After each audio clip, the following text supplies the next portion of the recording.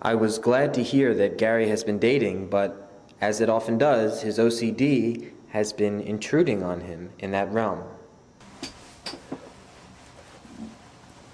So, like last weekend, I went on a date with this girl, Jane, that she was like a friend of the family.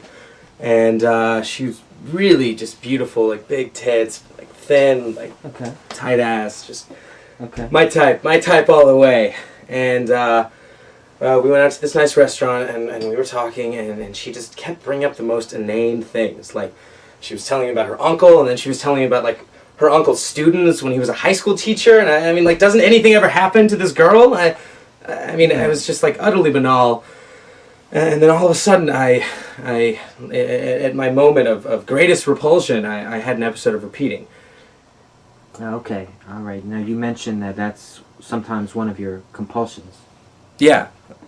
It's, sometimes I go into a period where I have to repeat everything that's said to me verbatim. Otherwise, I think that, I'm going to forget it completely. It's just going to float out of my mind. And I normally have, like, a really good memory, and it's only in these instances that I'm compelled to do this. But I had an episode of repeating, and I started saying back everything that she was saying. And at that point, she mistook me for, like, a really caring, interested guy. Okay. And, from that point on, we just sort of hit it off. And I kept repeating, and I just wrote that. I wrote it all the way to the bedroom. I fucked her. What makes Gary a difficult patient is that there are ways in which his OCD contributes to his well-being. I mean, it was fantastic, and I hadn't slept with a woman in a long time, and I was feeling pretty good about myself, and so I went outside for a cigarette.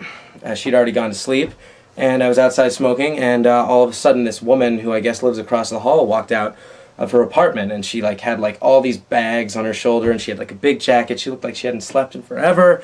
I think she was taking out the trash, but I took out my cell phone immediately and thought maybe I'd pretend like I was checking my voicemail at 12 in the morning. I don't know.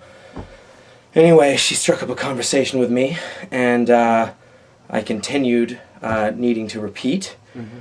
And she really opened up to me and was telling me all about her life and her family, and where she went to school and what she was doing now.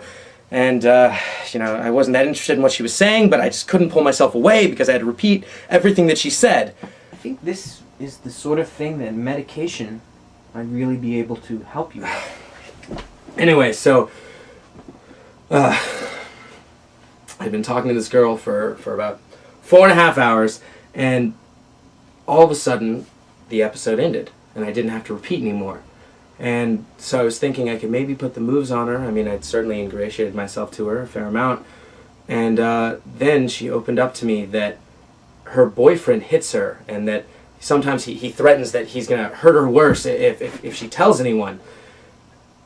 And, well, that just about did it. I went back into Jane's apartment and went to sleep.